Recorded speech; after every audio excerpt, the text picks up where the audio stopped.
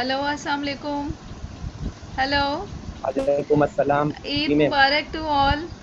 खैर मुबारक। कैसी गुजरी सबकी आपको भी ईद? ईद मुबारक। थैंक यू वेरी अल्हम्दुलिल्लाह मच। अच्छी गुजरी। अच्छी गुजरी। अब सब फारिग हो गए ईद से? Yes ma'am. अच्छा, चलें हम लोग अभी स्टार्ट करते हैं, वरना 1 घंटे का टाइम होता है ना, तो ये लिंक जो है वो डाउन हो जाएगा और ये बंद हो जाएगा। तो हम लेक्चर नंबर 13 पढ़ रहे थे। ऑल दो हमने 2 स्लाइड्स कर ली थी, but I would suggest that हम अगेन दोबारा से शुरू कर लें, ठीक है? तो हम दोबारा से लेक्चर नंबर 13 को शुरू करते हैं। और ये lecture number 13 was about introduction to the drug targets. तो इसमें हमें ये पढ़ना है कि कौन कौन से ड्रग टारगेट्स एक टॉपिक है, ठीक है? एक टॉपिक है हमारा ड्रग टारगेट्स, उसके 3-4 लेक्चर हैं मेरे। उसमें सबसे पहला जो लेक्चर है ना, हमें उसमें इंट्रोडक्शन पढ़ना है कि ड्रग टारगेट्स होते ही क्या हैं। तो सबसे पहले ड्रग्स का टारगेट क्या होते हैं? बॉडी के अंदर जितने भी मैक्रो मॉलिक्यूल्स होते हैं, either it could be protein, nucleic acid, carbohydrate and lipid, जहाँ पर जो जिनकी मॉड्यूलेशन की वजह से कोई ना कोई डिजीज़ हो रही होती है बॉडी में, ठीक है?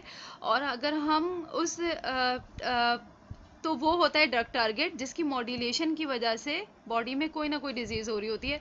और वो क्या होता है, मतलब वो ड्रग टारगेट क्या होता है? Drug target could be a protein, nucleic acid, lipid, carbohydrate, any biological macromolecule. Protein, lipid, carbohydrate, nucleic acid, all these are macromolecules. Okay? And ये जो मैक्रोमोलिक्यूल्स हैं, इनमें से जहाँ जहाँ जिस जिस मैक्रोमोलिक्यूल के ऊपर जाके ड्रग जो है टारगेट करती है, और जो जो मैक्रोमोलिक्यूल डिजीज़ की मॉड्यूलेशन में इन्वॉल्व होते हैं, हम उनको कहते हैं ड्रग टारगेट्स। तो अभी हम देखते हैं, अगर कोई और आ गया तो उसको हम वो कर लेते हैं, ऐड कर लेते हैं। हाँ, एक बुशरा है, ठीक है? तो ये हो गए हमारे ड्रग टारगेट। अच्छा, सबसे इम्पोर्टेंट क्वेश्चन हमारे पास सबसे पहले ये है कि अगर हम किसी ड्रग के अगेंस्ट, ठीक है, किसी टारगेट के अगेंस्ट कोई ड्रग अगर हम आइडेंटिफाई कर रहे हैं, या कोई भी ड्रग है हमारे पास, तो वो किस तरह जाके अपने जो है वो टारगेट से बाइंड करती है। ये मैं रिसेप्टर वाले चैप्टर में ऑलरेडी आप लोग को पढ़ा चुकी हूँ कि ड्रग जो है अपने टारगेट से, फॉर एग्जांपल उस वक्त हमारे पास ड्रग टारगेट क्या था? Receptor. Receptor is a protein and it is a drug target. अच्छा, अब प्रोटीन में कौन कौन से ड्रग टारगेट होते हैं, ये हम डिफरेंट डिफरेंट लेक्चर में जाके पढ़ेंगे। एक पूरा लेक्चर है about the protein drug target, about the nucleic acid drug target, अलग अलग लेक्चर्स हैं। लेकिन यहाँ हम अभी बात करें कि हमने अगर जब पिछले लेक्चर में बात की थी रिसेप्टर वाले में, उधर हमने पढ़ा था कि रिसेप्टर से आखिर लाइगेंड मॉलिक्यूल बाइंड करता है। तो उधर हमने कुछ डिफरेंट चीज़ें पढ़ी थी कि किस तरह बाइंड करता है। तो जो है युसरा, आप मुझे बताएं कि आपको याद है कि किस तरह से लाइगेंड बाइंड करता है? लाइगेंड क्या होता है? जो हमारा एंडोजिनस कोई भी मॉलिक्यूल होता है, बायोलॉजिकल मॉलिक्यूल, जो कि रिसेप्टर से बाइंड करता है, उसको हम कहते हैं वो लाइगेंड है। लेकिन अगर वही लाइगेंड केमिकल हो या नेचुरल हो और outside of the body, body के अंदर आके किसी टारगेट से बाइंड कर रहा हो, तो उसको हम क्या कहते हैं? वो ड्रग है, ठीक है? जो कि हमारी जिसकी कोई एक्टिविटी हो और वो डिजीज़ को मॉड्यूलेट कर रहा हो, वो ड्रग होता है।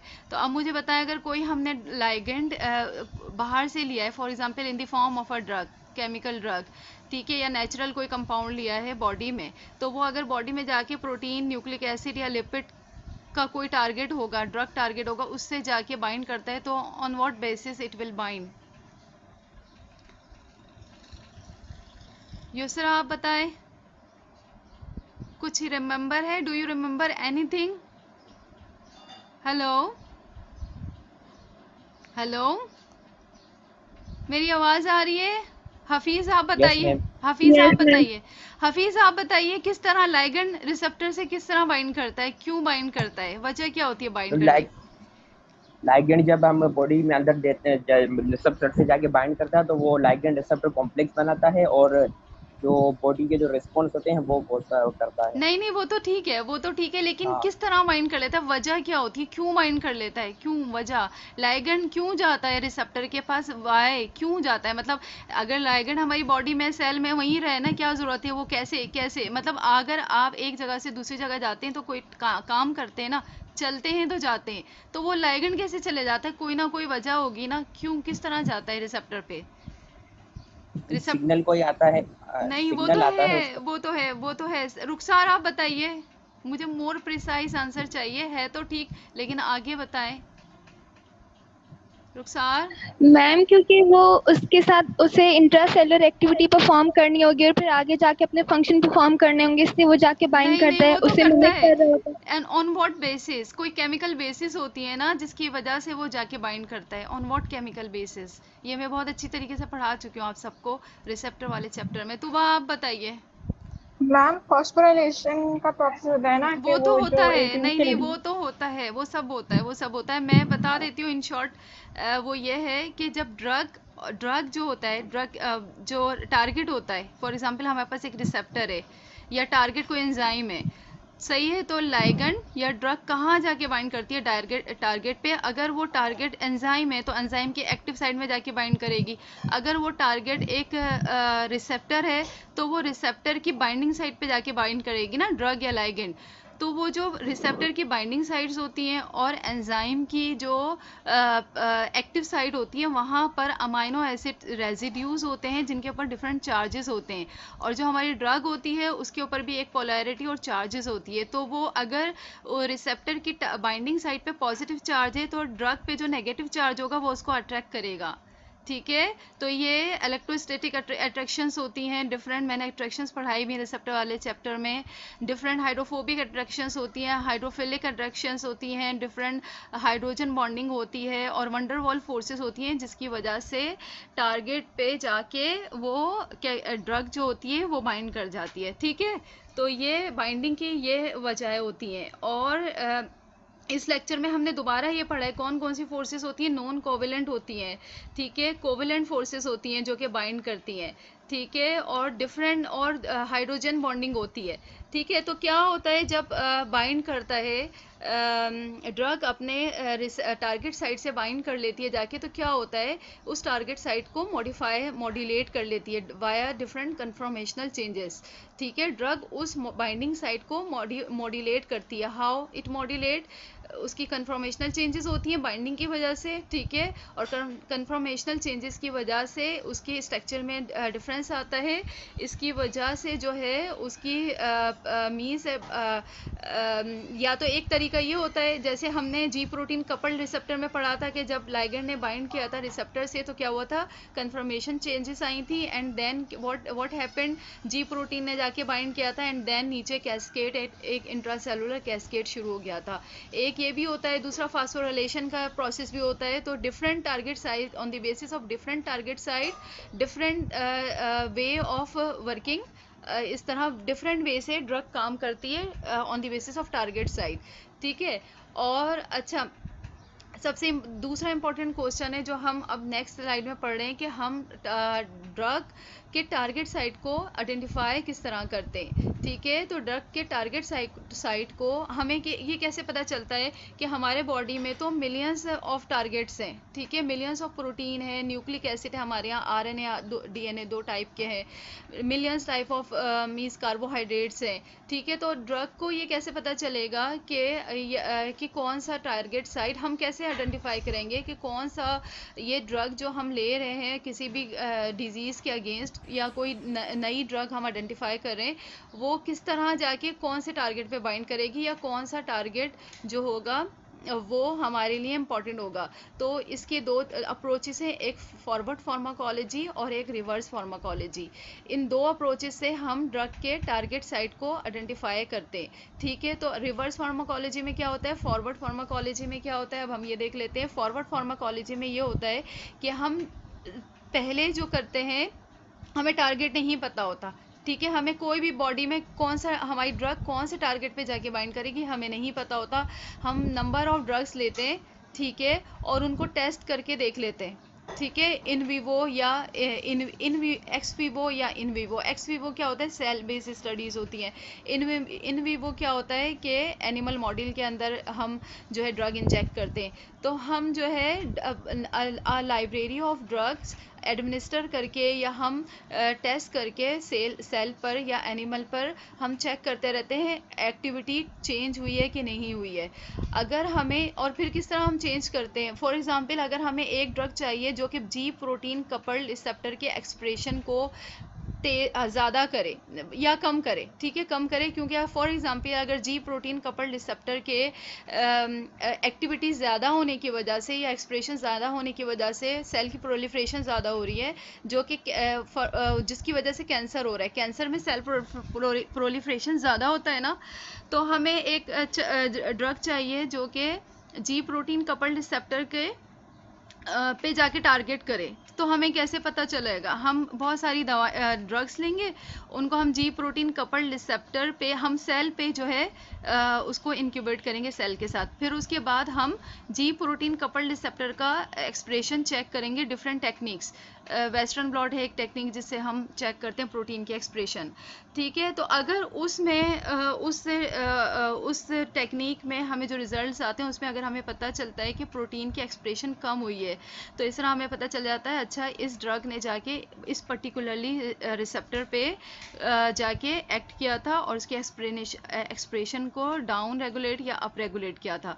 तो एक ये तरीका है कि हम पहले कंपाउंड बहुत सारे यूज़ करते हैं और हम टारगेट को मालूम करते हैं, ब्लाइंडली हम अप्लाई करते हैं डिफरेंट टेक्निक्स पे, और फिर उसके बाद हम जो रिजल्ट्स देखते हैं उनसे हमें पता चल जाता है। और ये है फॉरवर्ड फार्माकोलॉजी, ठीक है, ये फॉरवर्ड फार्माकोलॉजी। और रिवर्स फार्माकोलॉजी में क्या होता है कि हम पहले आइडेंटिफाई कर लेते हैं प्रोटीन को, ठीक है, कि कौन सी प्रोटीन है, पहले हम प्रोटीन को आइसोलेट कर लेते हैं, डिफरेंट प्रोटीन या डिफरेंट टारगेट को आइसोलेट कर लेते हैं, एंड देन फिर हम पर्टिकुलर मॉलिक्यूल उसके ऊपर यूज़ करके देखते हैं। सही है, तो ये दो अप्रोचेज हैं, एक forward pharmacology and reverse pharmacology, जिसमें जो है हम जिससे पता चलाते हैं कि हमारा ड्रग का टारगेट कौन सा है, ठीक है। तो फॉरवर्ड फार्माकोलॉजी में क्या होता है कि हम कंपाउंड यूज़ करते हैं प्रोटीन्स पर, ठीक है, ब्लाइंड प्रोटीन्स पे कंपाउंड यूज़ करते हैं, ठीक है। और रिवर्स फार्माकोलॉजी में क्या होता है, हम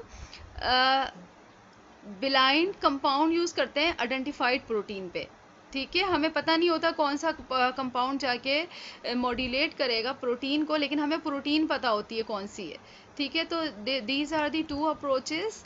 और इसके बाद हमें क्या पढ़ना है, इसके बाद हाँ, ये लेक्चर यहीं ख़त्म होता है। अब मुझे कोई थोड़ा सा सम अप करे, एक सेकेंड, किसको क्या समझ आया है या क्या समझ नहीं आया है, मुझे बताएं। अगर किसी को कोई समझ में नहीं आया है, कोई पॉइंट पूछना है, कोई कुछ डिस्कस करना है, तो काइंडली मुझसे पूछें। हेलो जी, हेलो बुशरा, आप बताइए, आपको समझ में आया सब कुछ? हेलो, मेरी आवाज़ आ रही है? Yes ma'am. किसी को कुछ पूछना है, किसी को कुछ पूछना है इस लेक्चर में? बस आप यही वो करना है कि इंट्रोडक्शन है ये लेक्चर, और इसमें हमें बस ये याद रखना है कि जो है ड्रग के डिफरेंट टारगेट्स होते हैं, जो कि प्रोटीन भी हो सकता है, न्यूक्लिक एसिड भी हो सकता है, लिपिड भी हो सकता है, कार्बोहाइड्रेट भी हो सकता है, और टू डिफरेंट अप्रोचेस होती हैं जिनसे हम ड्रग के टारगेट को आइडेंटिफाई कर लेते हैं। और ड्रग और प्रोटीन की बाइंडिंग किस तरह होती है, प्रोटीन या न्यूक्लिक एसिड की, थ्रू डिफरेंट फोर्सेस, ठीक है, hydrogen bond, hydrophobic bond, covalent, non covalent, इस तरह। सही है, तो अब हम जाके लेक्चर नंबर 14 शुरू कर रहे हैं, और ये लेक्चर नंबर 14 जो है इसमें हम पर्टिकुलर ड्रग टारगेट के बारे में पढ़ेंगे। वो क्या है, प्रोटीन, ठीक है। तो अब अभी हमारा ये 14 है प्रोटीन के बारे में, कि प्रोटीन किस तरह से ड्रग टारगेट के तौर पे यूज़ होते हैं, या कौन कौन सी टाइप्स हैं प्रोटीन की वो यूज़ होती है। इसके बाद फिर हम कार्बोहाइड्रेट पढ़ेंगे, न्यूक्लिक एसिड पढ़ेंगे, लिपिड्स पढ़ेंगे, इस तरह। ठीक है। ऑल दो आप लोगों ने पढ़े होंगे इन बायोकेमिस्ट्री, लेकिन आप लोगों ने बायोकेमिस्ट्री में वो प्रोटीन की जो है वो टाइप्स पढ़ी होंगी, या फिर उसका स्ट्रक्चर पढ़ा होगा, ये सब पढ़ा होगा ना। तो यहाँ हम सिर्फ बेसिकली पढ़ेंगे how these macromolecule could be use as our drug target. ठीक है।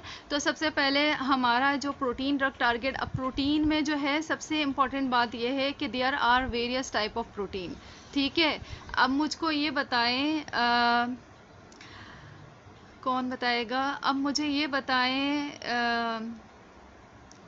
हफ्सा, आप मुझे ये बताएं कि how many type of proteins. Biochemistry में आप लोगों ने पढ़ लिया होगा, मुझे ये यकीन है। मुझे बताएं कि how many types of protein are there. Hafsa, hello hello hello. Yes ma'am, पहले क्वेश्चन रिपीट कर दें। हाँ, how many types of protein are there. Protein की टाइप्स मुझे बताएं। मैम 2 टाइप्स की होती है ना, वैसे तो वो डिपेंड कर रही होती है किस नेचर की, लेकिन वैसे अगर देखा जाए तो बाइंडिंग और नॉन बाइंडिंग प्रोटीन्स होते हैं।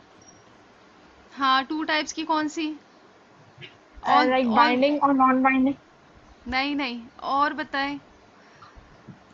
नेचर के हिसाब से तो मैम यही 2 होती है, वैसे तो वो डिपेंड कर रही होती है किस तरह की बाइंड करी है, और इस तरीके से ही होती है।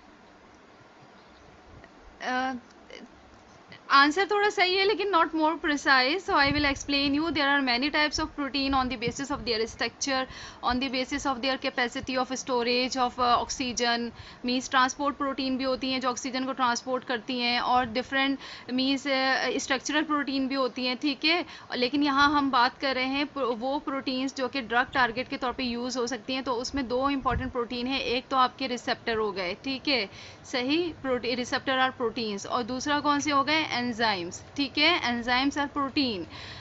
A lot of a number of enzyme inhibitors, a number of enzymes that are protein in nature are involved in initiating a lot of disease. ठीक है। बहुत सारी डिजीज़ ऐसी हैं, यानी कि हर दूसरी डिजीज़ ऐसी है जो कि डिफरेंट एंजाइम्स के ओवर एक्सप्रेशन की वजह से, या उनकी एक्टिविटी इन्हांस होने की वजह से, या डाउन रेगुलेशन की वजह से उन प्रोटीन की और एंजाइम की वो होती हैं डिजीज़।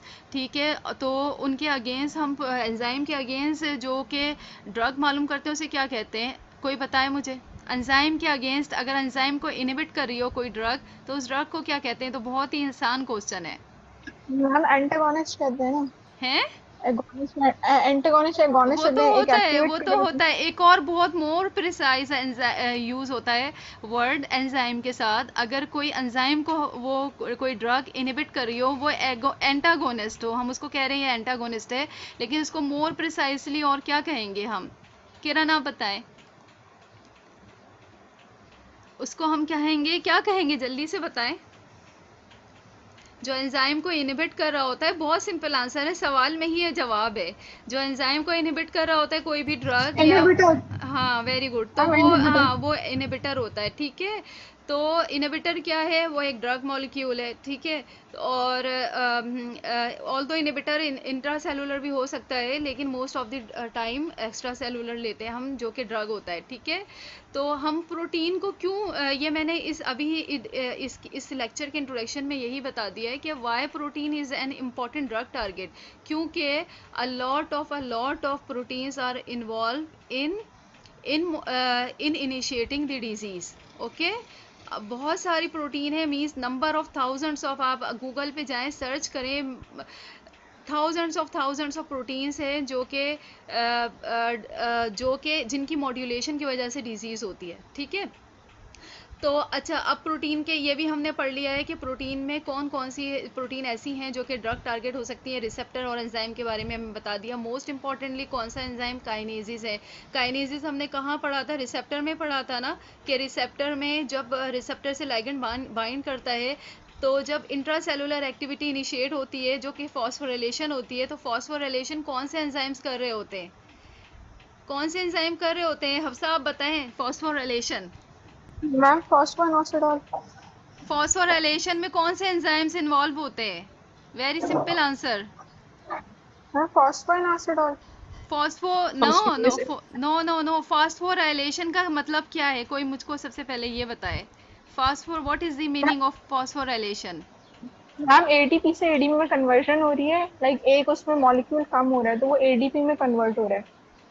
वो तो हो रहा है ना, तो इस प्रोसेस को फास्फोराइलेशन कहते हैं ना। फास्फोराइलेशन कौन से एंजाइम करवाते हैं? Kinases. Kinases are the enzyme, हाँ वो फॉस्फोराइलेशन कराते हैं। काइनेसिस क्या है? फॉस्फो ट्रांसफरेसिस हैं। ऑल्दो ये आप लोगों ने बायोकेमिस्ट्री में पढ़ा होगा, अगर नहीं पढ़ा होगा तो अभी पढ़ेंगे, ठीक है। तो काइनेसिस क्या है? फॉस्फो ट्रांसफरेसिस है। फॉस्फो ट्रांसफरेसिस क्या मतलब है? इसका मतलब ये है कि वो फॉस्फेट ग्रुप को ट्रांसफर करते हैं, ठीक है। तो हमारे आयन चैनल भी प्रोटीन है जो कि ड्रग टारगेट है, ठीक है। ये बात हो गई। अब हम जी प्रोटीन कपल जो रिसेप्टर जो है, मोस्ट इम्पॉर्टेंट जो प्रोटीन है जो कि ड्रग टारगेट होती है, वो जी प्रोटीन कपल रिसेप्टर है, ठीक है। ये बात याद रखना है। और सबसे ज़्यादा जो रिसेप्टर, जितने भी टाइप के रिसेप्टर हैं, वो उनमें सबसे ज़्यादा रिसेप्टर जो मोस्ट इम्पॉर्टेंट टाइप का रिसेप्टर जो कि सबसे ज़्यादा डिजीज़ में इन्वॉल्व होता है, वो कौन सा है? जी प्रोटीन कपल रिसेप्टर, ठीक है। और ये CXCR4 जो एक रिसेप्टर है जो कि many types of disease 23 type of cancers में इन्वॉल्व होता है ये रिसेप्टर सिर्फ। तो ये कौन सा रिसेप्टर है? CXCR4 रिसेप्टर, जो कि एक one of the type of ji protein couple receptor, ठीक है। तो ये सब है ड्रग टारगेट के बारे में, जो कि प्रोटीन है। हम अभी प्रोटीन पढ़ रहे हैं, सही। तो और why enzyme are important drug target, क्योंकि मैंने बता दिया कि एंजाइम भी होते हैं जो कि डिज़ीज़ को मॉड्यूलेट कराते हैं, मीन्स डिज़ीज़ को इनिशिएट कराते हैं।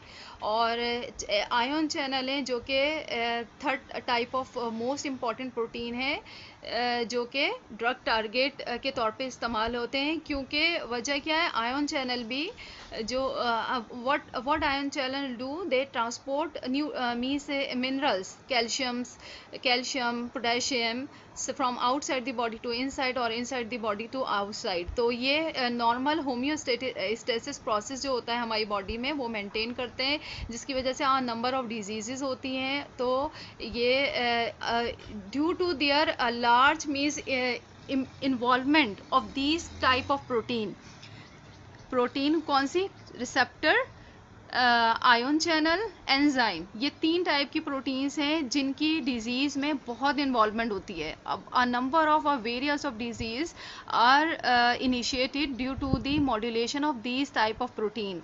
सो this due to this reason these 3 proteins are very much important drug targets. तो ये वाला लेक्चर हमारा अभी यहाँ पर ख़त्म हो गया। अच्छा, ये मैंने सारे लेक्चर ना थोड़े छोटे छोटे बनाए थे, ठीक है, ताकि आप लोग को जल्दी जल्दी समझ में आ जाए, और सो सिंपल बनाए थे। तो अब मुझे तो यकीन है आप सब लोगों को समझ में आ गया। अगर किसी को नहीं आया तो मुझसे क्वेश्चन पूछे कोई। क्या नहीं समझ में आया किसी को? जल्दी से पूछ लें, टाइम ख़त्म होने वाला है। किसी को कुछ भी नहीं समझ में आया, जल्दी से पूछ लें। हेलो हेलो, मैम आ गया। आ गया। अब मुझे बताएं कौन कौन से ड्रग टारगेट्स होते हैं प्रोटीन में? प्रोटीन के कौन कौन से मोस्ट इंपॉर्टेंट ड्रग टारगेट्स हैं? कौन कौन सी टाइप्स की प्रोटीन है? जल्दी से बताइए। मैम रिसेप्टर और एंजाइम्स, ये मोस्ट इम्पोर्टेंट आपने कहा था। ये प्रोटीन्स जो मोस्ट, और जो बहुत इंपॉर्टेंट जो प्रोटीन रिएक्ट करते हैं वो जी प्रोटीन कपल रिसेप्टर्स होते हैं। हाँ, very good. Receptor, enzyme and ion channel, ये 3 इंपॉर्टेंट टाइप्स की प्रोटीन है जो कि ड्रग टारगेट्स होते हैं, इंपॉर्टेंट ड्रग टारगेट्स हैं। और 3 में भी अगर हम देखें रिसेप्टर में, तो कौन सा सबसे इंपॉर्टेंट रिसेप्टर है जो बहुत इंपॉर्टेंट ड्रग टारगेट और वाइड स्प्रेड डिजीज में इन्वॉल्व होता है? That is ji protein couple receptor, ठीक है। और एंजाइम्स में कौन सा इंपॉर्टेंट एंजाइम है जो ड्रग टारगेट, बहुत इंपॉर्टेंट ड्रग टारगेट है? काइनेसिस। क्योंकि काइनेसिस जो है, जब भी मैंने वहाँ स्लाइड में भी लिखा है, क्योंकि काइनेसिस जो होते हैं वो तकरीबन 558 इस तरह के काइनेसिस जो है आइडेंटिफाई हो चुके हैं। मतलब जो जितने बॉडी में जितने भी एंजाइम हैं, उनमें सबसे ज़्यादा एंजाइम कौन सी टाइप के हैं बॉडी में? काइनेसिस, ठीक है, ये इसलिए इंपॉर्टेंट ड्रग टारगेट है। सबसे ज़्यादा एंजाइम बॉडी में कौन से हैं जो कि आइडेंटिफाई हो चुके हैं अब तक, वो काइनेजेस हैं। और ये सारे काइनेजेस जो है इनकी मॉड्यूलेशन की वजह से डिफरेंट डिजीज़ होती हैं और सबसे ज़्यादा कैंसर होते हैं इनकी वजह से। तो दिस इज़ द रीज़न ये इंपॉर्टेंट ड्रग टारगेट है। इंपॉर्टेंट ड्रग टारगेट का क्या मतलब है कि जो सबसे बहुत ज़्यादा डिजीज़ में इन्वॉल्व हो, ठीक है, नंबर ऑफ डिजीज़ में इन्वॉल्व हो, और जिनको टारगेट करके डिजीज़ को स्टॉप किया जा सके।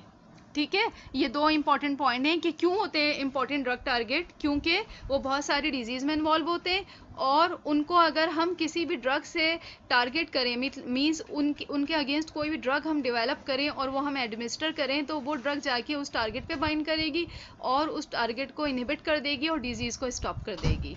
सो ये आज का लेक्चर था हमारा, जो कि मैंने जल्दी जल्दी सम अप किया, ताकि क्योंकि हमेशा लेक्चर रह जाता है बीच में तो पूरा नहीं हो पाता। तो इंशाल्लाह नेक्स्ट क्लास में हम लेक्चर नंबर 15 एंड 16 पढ़ेंगे। अब ये 13 और 14 यहाँ कंप्लीट हो गया और इंशाल्लाह ये लेक्चर LMS पे मैं डाल दूँगी और बाकी जो भी हैं 2-3 लेक्चर हैं जो कि डालने हैं मैं वो भी डाल दूँगी, तो आप सब लोगों को मिल जाएंगे वहाँ से। ठीक है, तो मेरे ख्याल में अब टाइम ख़त्म होने वाला है और हाँ ये बंद हो जाएगा। तो अगर किसी को कोई क्वेश्चन पूछना है तो मुझसे पूछ लें। किसी को कोई क्वेश्चन पूछना है? Hello? No ma'am. No ma'am. अच्छा, लेक्चर नंबर 16 और 15 और 16 ना काइंडली आप लोग रीड करके आइएगा। अगर रीड करके नहीं आएंगे ना तो फिर मैं यहीं पर 15 मिनट दे के रीड कराऊंगी और फिर 15 मिनट भी ज़ाया होंगे, इसलिए काइंडली उसको रीड करके आइएगा। कल तो कोई क्लास नहीं है, परसों है, तो परसों उसको रीड करके आइएगा। ठीक है, लेक्चर नंबर 15 एंड 16 बहुत छोटे छोटे इजी हैं, इसी की रिलेशन के हैं, इसी से लिंक है। मेरे ख्याल में एंजाइम होगा, वो होगा कार्बोहाइड्रेट एंड लिपिड्स का। ठीक है, तो अब thank you very much for all of you और अब अल्लाह हाफिज़ करते हैं और इंशाल्लाह परसों हमारा लेक्चर है। सही है, और अगर किसी को कोई कुछ पूछना है 1-2 मिनट है तो पूछ ले मुझसे। किसी को कोई बात समझ में नहीं आई है तो मुझसे पूछ लें काइंडली। हेलो? ओके, अल्लाह हाफिज़। अल्लाह हाफिज़। अल्लाह हाफिज़ मैम।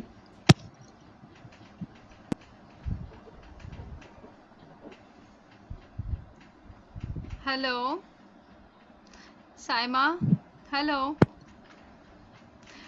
मुजम्मिल? हेलो? हाँ मुजम्मिल, आपको सब समझ में आया था? यस मैम, समझ आ गया है। रिवर्स फार्माकोलॉजी, फॉरवर्ड फार्माकोलॉजी आया समझ में? यस मैम, वो आ गया समझ। और क्या कहते हैं, ड्रग टारगेट्स के बारे में समझ में आया? कौन सी फोर्सेस होती हैं जो ड्रग को उसकी टारगेट से बाइंड करती हैं? यस मैम, इलेक्ट्रोस्टैटिक फोर्सेस आपने बताई थी वो होती हैं।